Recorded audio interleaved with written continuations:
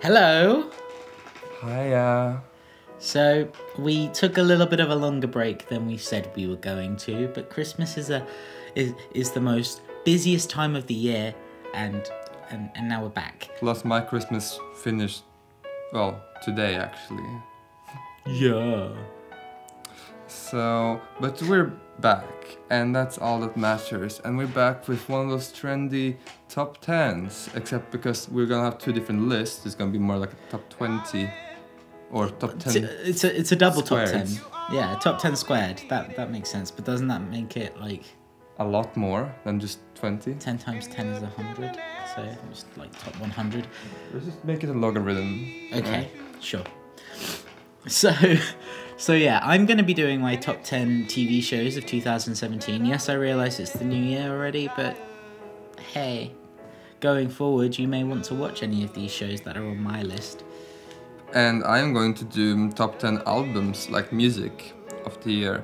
And actually, I'm really happy we did take a longer break, because that gave me some more time to get caught up on the stuff that I had missed when I made that list. And it's changed significantly.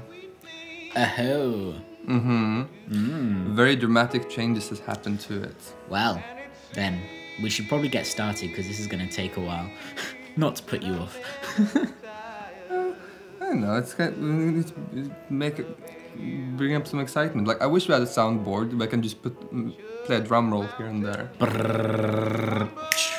Sure. So I'll start. And at number 10, we have Soft Sounds from Another Planet by Japanese Breakfast. I like this one. Yeah. Why do I like this one? Because you discovered this one. I did. This last year I made the decision to, while I was at work, listen to a new album every day. And Petar was sending me a lot of the albums on his list probably. But Japanese Breakfast was an accidental find by me. They're brilliant. And I recommend you listen to their first album and their second album. And now Petar's going to tell you why. Well, yeah, because it's my list, isn't it? Exactly, sorry.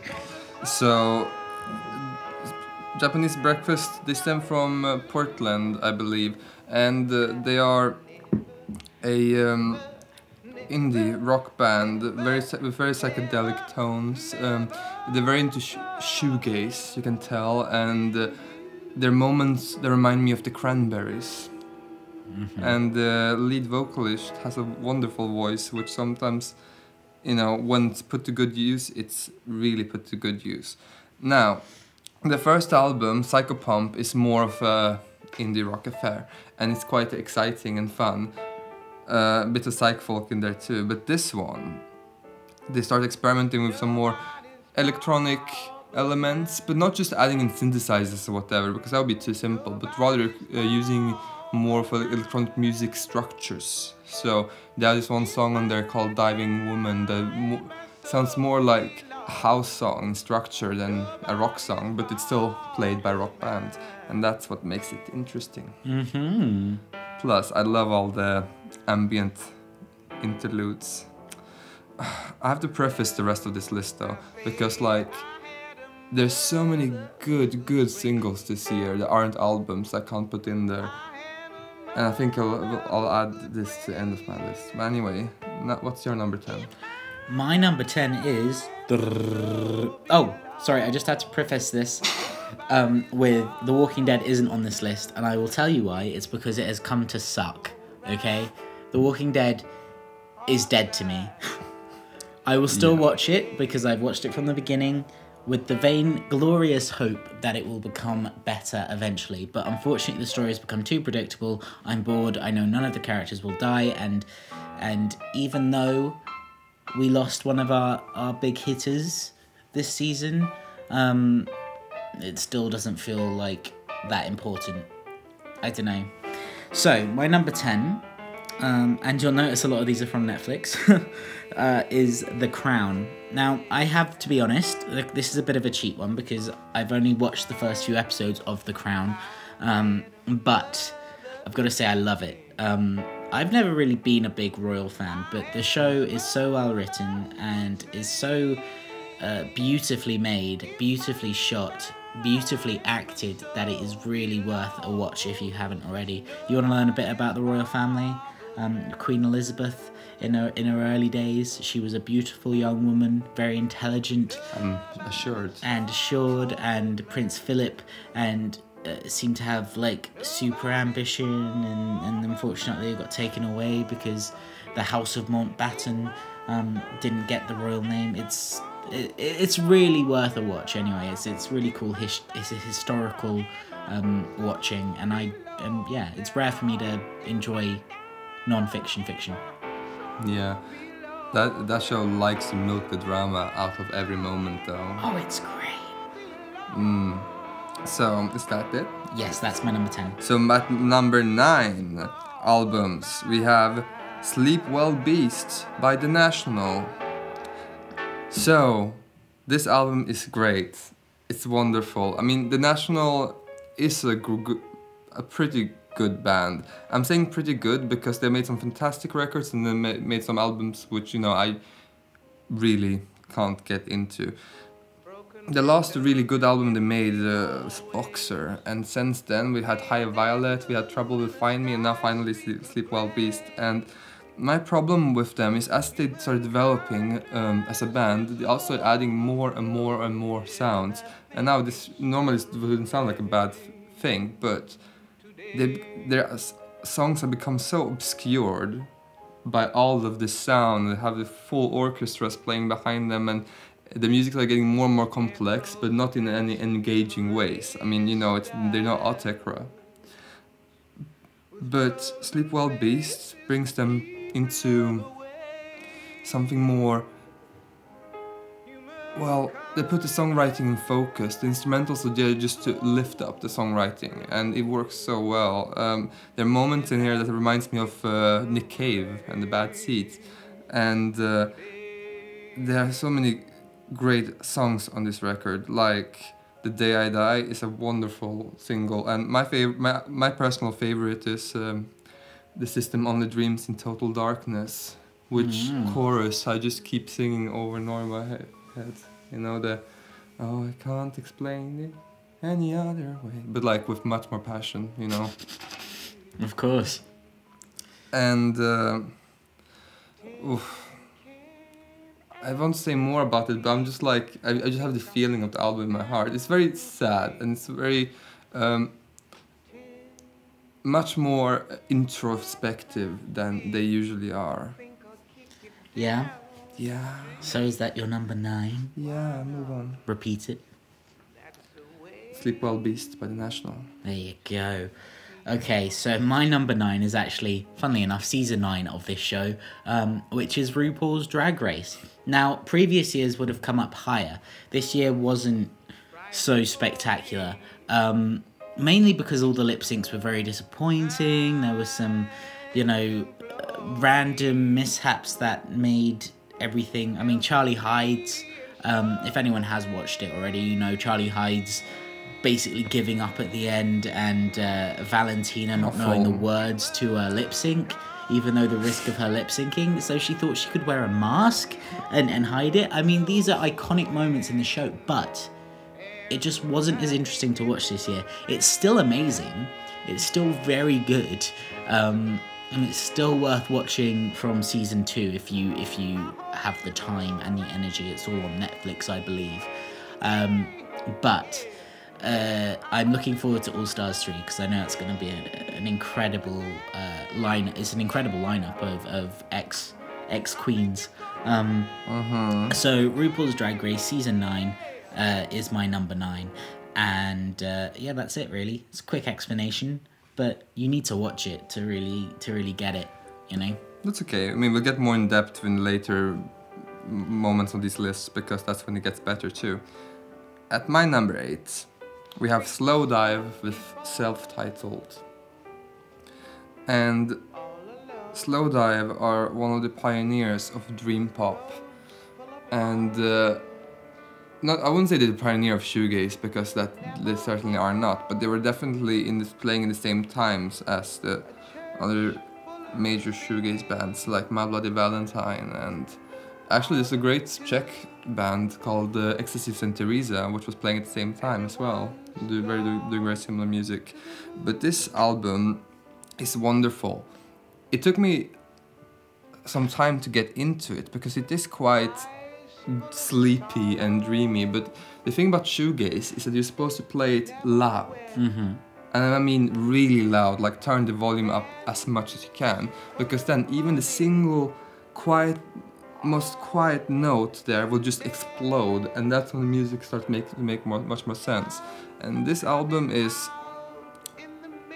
quite exciting. You know, they've got some more pummeling, like driving songs like Star Roving, and I think it's the last song, Falling Ashes, really almost brings a tear to my eye.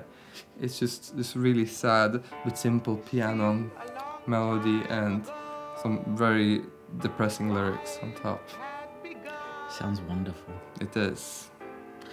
Okay, my number 8 is the Unbreakable Kimmy Schmidt.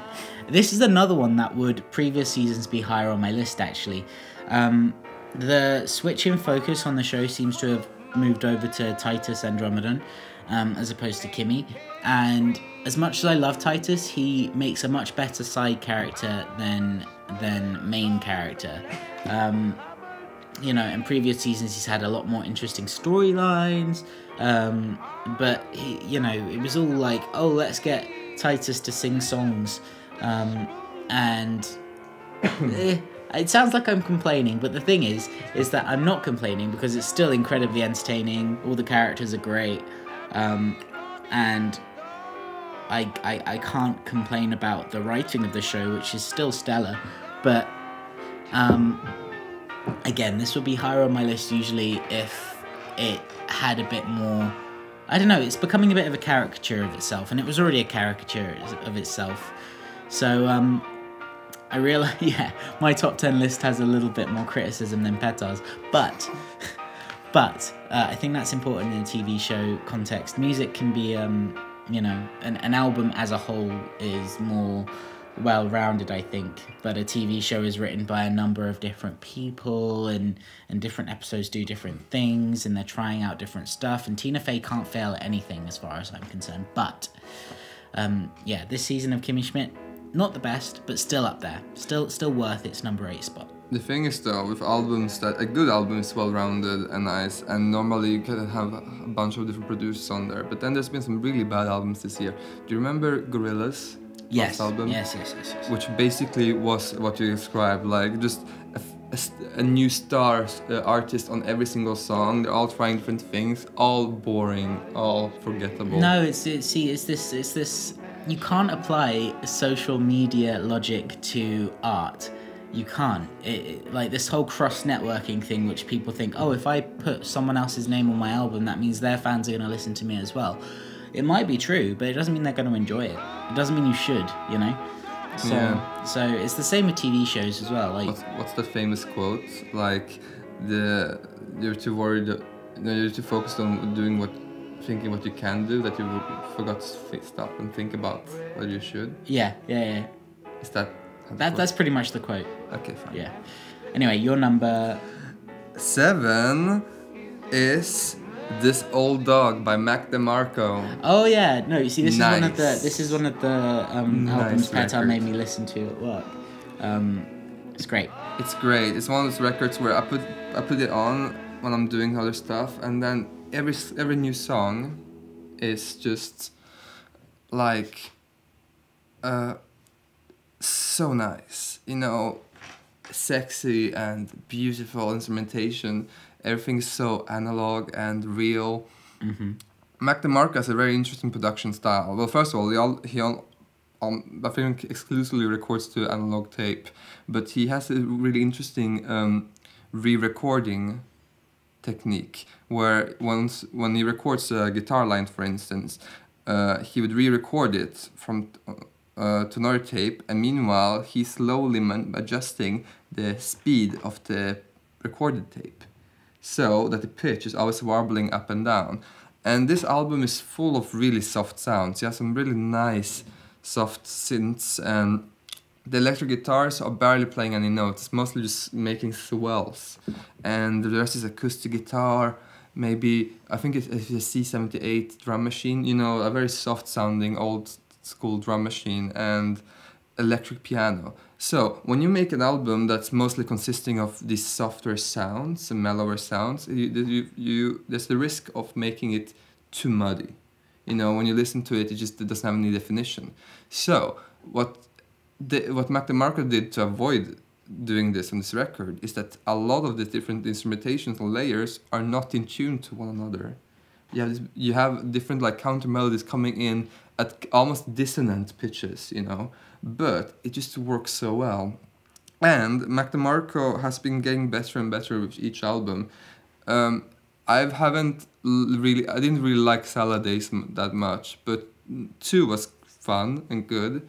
But this is his most well-rounded album. It really feels like one coherent piece of work. And his songwriting is just getting better and better. Oh, so by the way, right now we're drinking Earl Grey and we're listening to Nina Simone, which I will need to turn the record. Okay, so while he's turning the record, I will do my number 6. Oh, 7, sorry. My number 7, which is South Park. So South Park had a bit of a flop last season. Season 20 was a bit of a mess.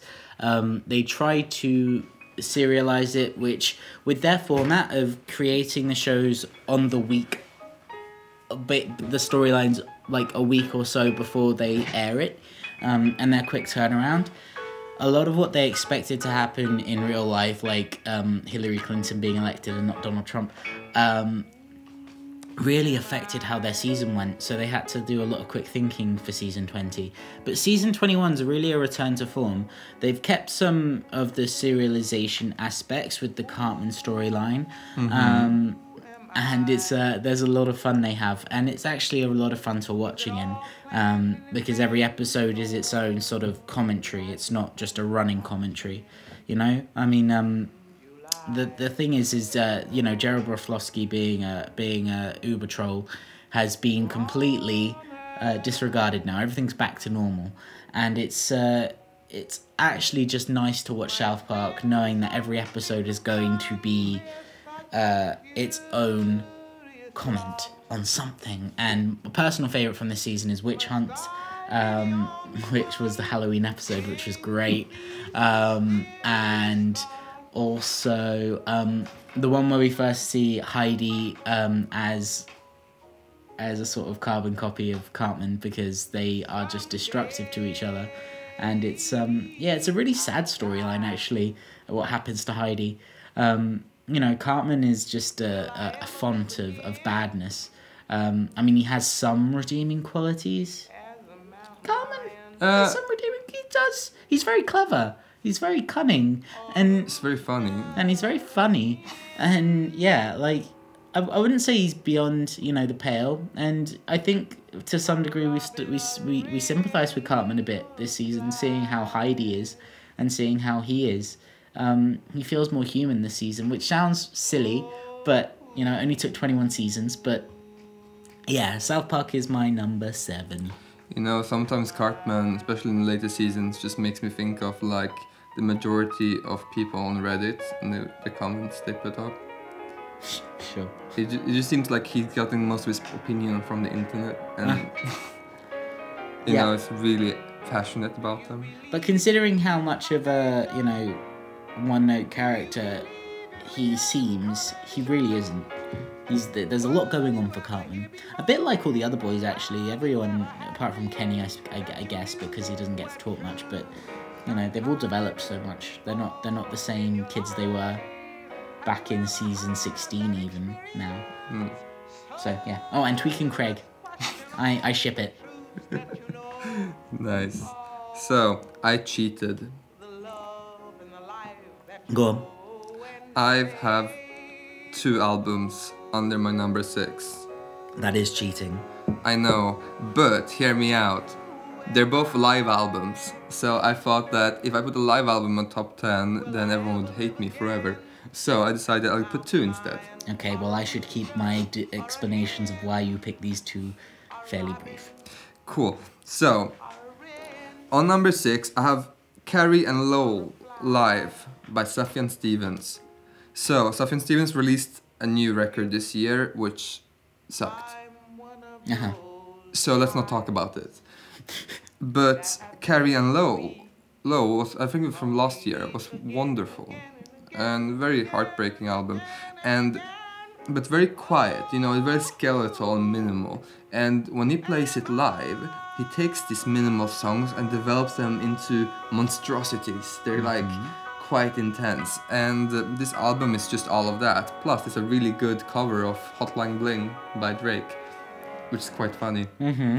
I really recommend it. And especially if you don't mind like listening to a live album, you should definitely go on YouTube and watch the whole performance live because it's gorgeous. And I also have Swans with pronunciation Deliquescence. Deliquescence, yeah. Deliquescence. No, Deliquescence. You were right first. Cool, Deliquescence. So this is also from Swans' previous tour, the last tour in this current formation. Oh, Swans, they can't.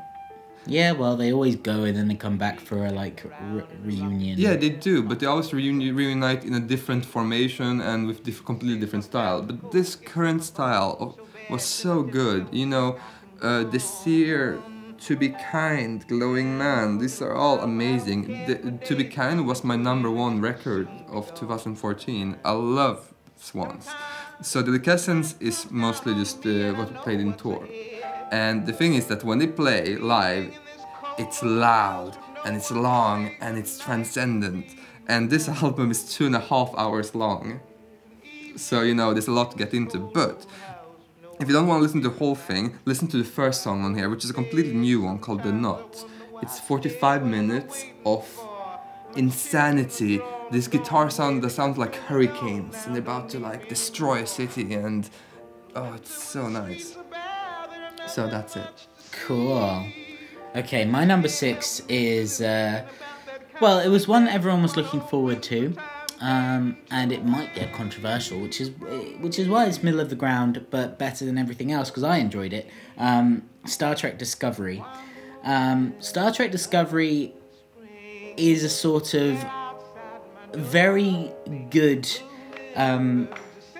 reimagining of the Star Trek universe. They say it's in the same universe as, you know, Kirk and Picard and all that, but you watch the films, and we've watched all the films this year, you know, rewatched or watched, and the TV show feels like an extension of the films. The design, the lens flare, right, the writing, you know, I mean, there are issues with the show, of course there are. They're just sort of testing the water for the new modern era. I think the last new Star Trek show was Enterprise, and that was what, late 90s, early noughties. I think that was the last Star Trek. Early noughties. Yeah, so you know, and it's a return to the old style of opening. Well, you know, it's a long way getting from there to here, which, by the way, worst opening soundtrack for a Star Trek series ever. But yeah, there's like 2 episodes which might feel like Star Trek, but the storyline is set for the sort of modern binge watching era, and it's, you know, it's a overarching tale of this Klingon versus Starfleet war, and it's worth a watch for sure, and it's worth paying attention to, because I think the next half of the season, which by the way I think has started 6th of January, is it? What? I think the second half of the season is out now. They are lost somewhere because the Discovery jumped, so it's yeah, watch it, all right? Watch it, because I think it's going to get better. They're testing the water, but there's hints of that old style of writing back, and yeah, give it a shot. It's pretty fantastic. Well, it's very exciting and action-filled, but there's this one episode which spawned a whole Sprawl episode by itself. Yeah, where time becomes a loop. Where time becomes a loop. Becomes a loop. Where time becomes a loop. So, at #5, record-wise, we have Flying Microtonal Banana by King Gizzard and the Lizard Wizard. Right, they are an Australian psych rock band. They sound like they're from the 60s. You listen to them now, it really doesn't sound like it was recorded like this year. And this band is prolific. I think this year they released 3 of something albums. Previous year now actually. But this one is fantastic. They're experimenting with microtonal scales, and there's some really funny moments, there's some really action-filled, energetic moments. The opening song is brilliant, you know. Rattlesnake, rattlesnake, rattlesnake, rattlesnake. Just for like 7 minutes. Tack super. And this album just put a smile on my face. The whole time I was listening to it, I was just grinning. It's great. Aw. So. Oh, okay. My number 5. And again, this is an interesting one because I mean, I love this show. I love it to death. I love it so much, in fact, that I just watched all the commentaries on the season 6 and 7 Blu-rays within the space of a week. Game of Thrones. The reason it's number 5 on my list and not higher is because this season there was some really contrived writing. The Sansa Arya storyline, the convenience of time shifts, people getting places much quicker. On the commentaries, they said that they decided to ignore the logic of travelling because otherwise you'd just be watching the characters travel all the time. There would be no actual action, which is fair enough. But it has to stay within the realms of believability. And, you know, the characters are all fantastic. It's wonderful seeing how they develop. Favorite episode is probably episode 4 of season 7, which has Arya fighting Brienne, and I mean it's just awesome. And the fact that Maisie Williams does all her own stunts for the most part is incredible. She's a very talented young actress, and she is also a very talented young stunt woman. So more power to her. But that fight between her and Brienne is just again another iconic moment in television. And it's nice to see Arya actually, you know, fighting and succeeding. And oh my god, the end of the season, that, you know, I'm not gonna spoil it, but there's a big finish for one of the characters, and it's quite satisfying. But the reason again that Game of Thrones isn't like higher on my list is because that ending also sort of felt like unworthy of the 2-year wait that we have now. We have to wait till 2019 for the final series, and you know, that's a whole nother year. Okay, so yeah, Benioff and DB Weiss, you have a lot to answer for. All right, you should have organized yourselves better. Right. I personally just get so bored by Game of Thrones. That's because you've only watched the first 2 seasons. I've watched all of them in the background as you watch them, but no, not, you have not. It's not for me. Anyway, go on. Number 4, we have Orc by OCs, previously the OCs. Oh my god, you guys, you gotta listen to this. Like now the album, the list is getting more and more exciting. And previously I had things like Actress and, you know, Björk and listen, but kind of like sleepy stuff. But now this record, I listened to it very recently for the first time, but it jumped up.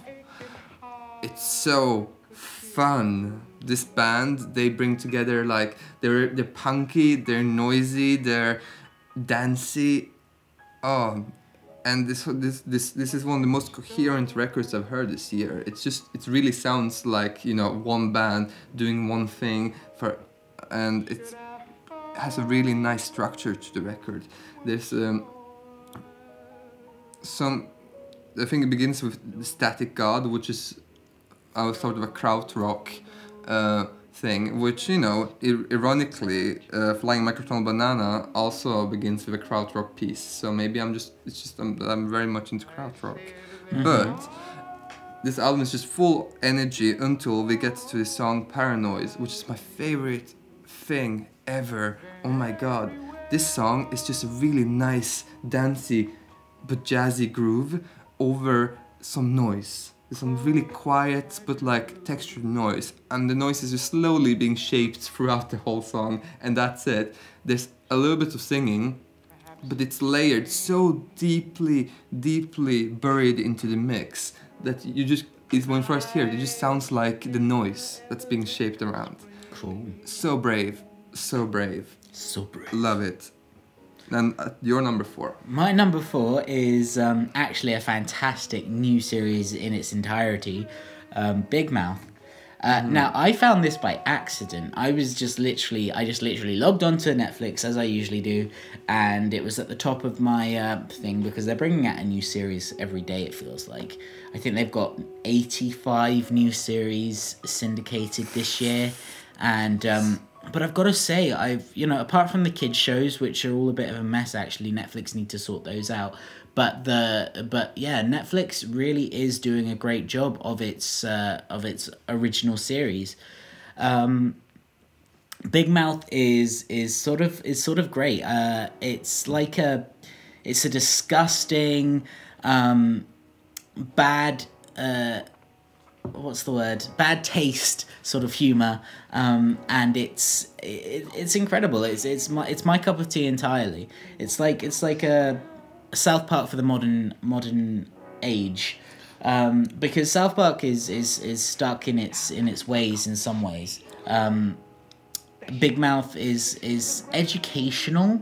It would work really well to show, a bunch of teenagers who are going through puberty, but it's also brave, it does a lot of stuff, speaking of brave, it does a lot of stuff that couldn't be done on normal television because it's on Netflix, so, there's dancing penises, and, there's I don't know, there's a hormone monster, and my favourite character, the hormone monstress, and the whole show is just hilarious, and I don't really want to spoil it any more than that. It's just worth having a go at it yourself. It's on Netflix, it's easy enough to stream, so check it out. It's an easy watch. I personally wish that I would have seen it when I was, entering my teens, because it really is, maybe this is a Swedish word, but pedagogical. Pedagogical? Yeah. I think that's a... Pedagogic. What do you mean by that? It's educational, and good for humanity in a way. Yeah, so, just one more note. It's, I've forgotten what I was going to say now. You go with your number 3. My number 3! Woo! Is Fortet. With his new album, New Energy. Oh my god, Fortet, what are you doing to me? Morning Evening Side was already brilliant, but this is beautiful. He's experimenting now with some more, orchestral pieces, and so Fortet, anyway, he started off doing indie tronica, an experimental electronic folk music, some people call it, but he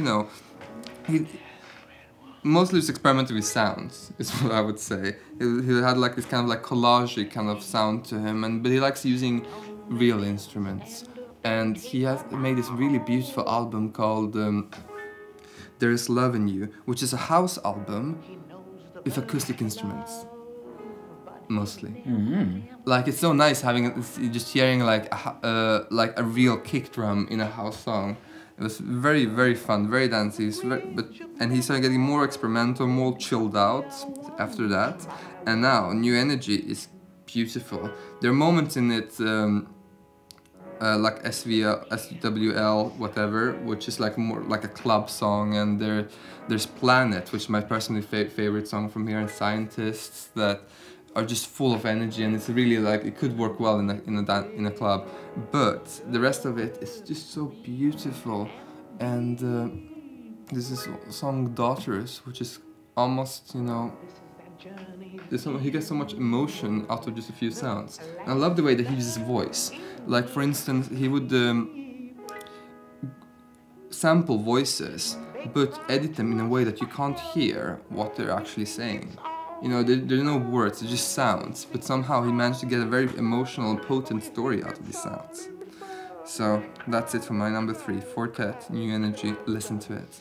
Mm-hmm. So my number 3 is something which caused some controversy this year. I have no idea why. Apparently that this show's fans are the worst on the planet, but I'm a fan Probably. and I'm not the worst. Rick and Morty is my number 3. Season 3, right? Funnily enough. Yes. Yeah. Season 3 of Rick and Morty was a good ride. I mean, there wasn't a bad episode. Every episode had some character development. Every episode had some story development. What is going on at the Citadel of Ricks, and it's great. And what makes Rick such an interesting character is the fact that he's hiding so much within him. As you can tell, I'm a big fan of cartoons. I feel like if I'd watched BoJack Horseman at all this year, then it would be on this list, but I didn't manage to get round to it. But Rick and Morty there's this episode this season where they take all the toxicity out of them, and it's just but it leads to a series of events where the toxic halves of them, the toxic half of Rick, the toxic half of Morty, end up escaping this land of toxicity, and it's just a lot of fun. Rick and Morty's great. The fact that they pay so much attention to continuity, which I think is important for a show which discusses time travel and dimensions so much, but worth a watch 100%. I know I've said that about every show in the last 3 times, but Rick and Morty is definitely worth a watch from the beginning if you haven't already watched it. Just because it's really well written, really carefully written in places as well. And, the science behind things. There are some really impressive stunts they pull with the writing, actually, which is great. And, things get referenced in season 3 that are just throwaway jokes in season 1. So it's, if you want an example of great writing for a cartoon series, and it's the last cartoon series on the list, spoiler, then give it a go. And if you are already a fan, then you already know how good it is. So, yep, beautiful show. So at my number 2, we have. Do you know what it is?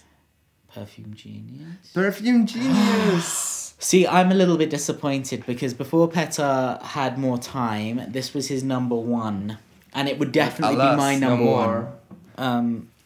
Well, Perfume Genius is a musical project by Mike Hadrias. I believe that's his name. And this album is called No Shape. So he started, in a very humble way. He had piano classes for 3 years or something. He just decided to make an album in his bedroom, and it's really lo-fi and very, very, musically simple. But his lyrics were so honest and so evocative, and that's what made him interesting. And then he developed from there. But it's all just so sad and introverted. You could light a candle, listen to his album, to his music perfectly. But now, his latest album, he's really dared to come out of his shell and just be exciting, be a pop diva, but of the underground indie variety. And this record, every single song is completely different. It's a whole different genre, style. But it all sort of works because each song is brilliant.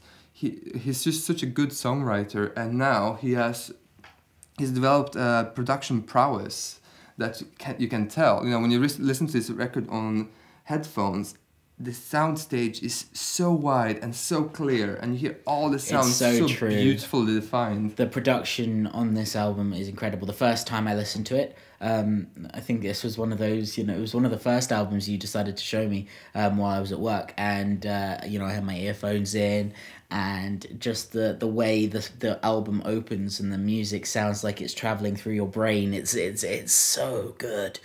Yes, and Die For You might be the best single of the year. Oh, it's it's so good. After this, go find the video on YouTube, actually. listen to the sound of Die For You. It's so good. Yes. Speaking of dying, Nina Simone has died out. So I guess I'll do my number 2. Yes. Which is a brand new addition to the list. And I have to confess I haven't finished the series, but it's fine because it's a serialization anyway. Every episode is different. Black Mirror. What I love about this show is that every episode could be set in the same time and the same universe, but every episode feels like its own dimension. There's so much stuff going on. The idea of technology and the way we're developing our tastes based around how technology is developing is fascinating. And Black Mirror, what it does is, and this came out on the 29th of December, so, you know, it really was a late addition to my list. What it does is it manifests our worst nightmares, but through the guise of sometimes funny, sometimes heartfelt, sometimes dreadful and horrific stories. One of my favourite episodes this season actually was Archangel, which is this idea of a parent tracking their child at all times. So they put a chip in the child, and everything the child sees, the parent can see. Anyway, in the story, the thing gets discontinued, but the chip can't be removed. So the parent still is able to watch their child do everything as they grow up and grow older, and the child has no idea that this is still possible. So this episode was also directed by Jodie Foster, and it's interesting because the way it sort of weaves itself is really cool. So Archangel is one of my highlights. USS Callister is actually a really good episode. It's the first episode of the season. And it's funny and it's tragic and it's kind of disgusting in places. And it sort of discusses sentient computers and anyway, give it a watch. Black Mirror is incredible, and it's not one for the faint-hearted. Some of the episodes this season are sort of hyper-violent. Would have come up in our last Sprawl. But it's also just deeply compelling and incredible writing, and I'm glad they're branching out their directors and their writers. It's not just Charlie Brooker on his own now, it's other people helping to write. I think he's still like the main guy, but it's great, and I've got 2 more episodes to watch of this season, and I cannot wait to get around to them. So, well, sorry I tripped you up earlier, but I was just looking at your top list from afar and was a bit confused. That was your number 2, right? Yeah. Okay, cool. So in which case, we're at number 1. Number 1. And what can it be? The Underside of Power by Algiers. Sung like that, but much better. Wow. Algiers, oh my god, this band is incredible. It's industrial, noise, soul, and now hip-hop as well.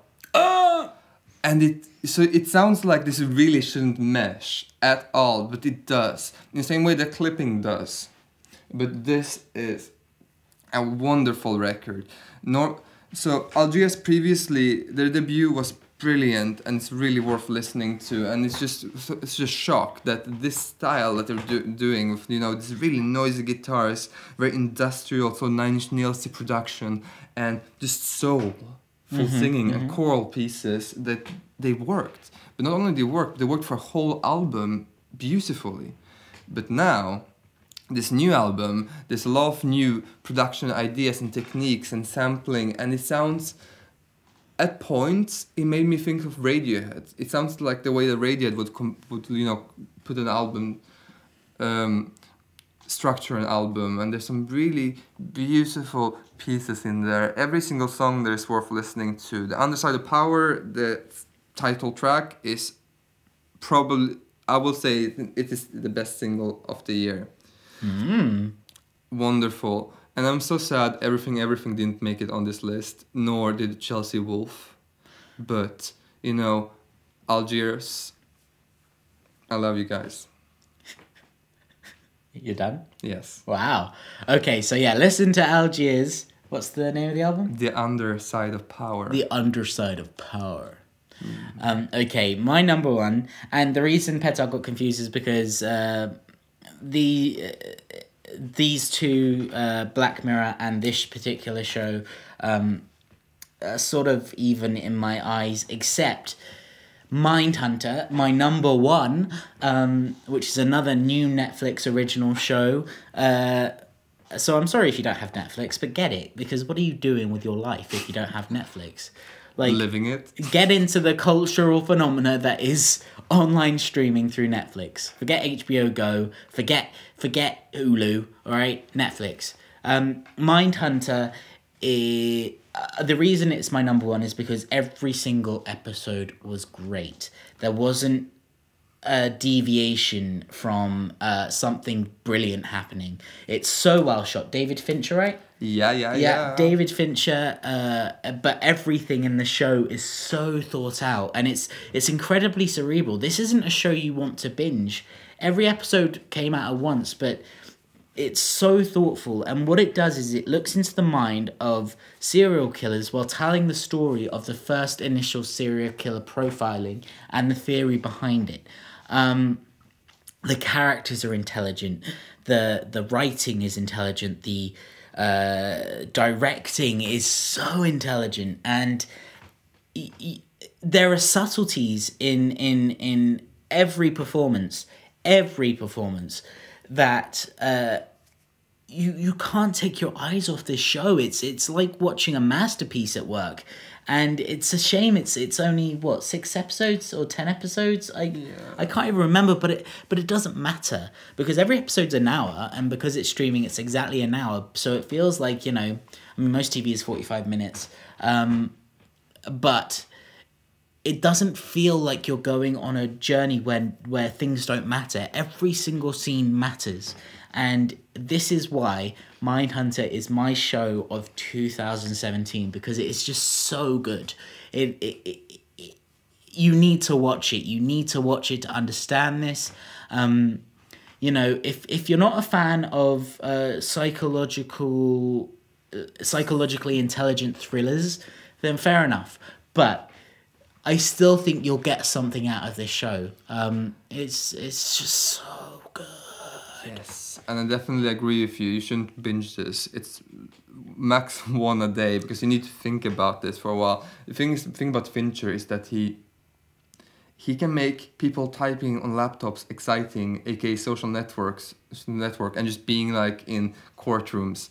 And the moments in Gone Girl, it truly shows his directing prowess, which he knows exactly where the audience will look, what the audience will think, and he can manipulate that thoroughly. I think this year we will have a Sprawl at some point about psychological thrillers as a whole, because we need to talk about Mindhunter more, but this has gone on for a while now, so I'm gonna stop right there. Thank you very much. Enjoy the rest of your day, Sprawlers. Bye, Sprawlers. Lovers in a dangerous... And I hope you enjoyed our top 10 albums of the year and TV shows of the year. Have a great one, and Happy New Year to you. Happy New Year.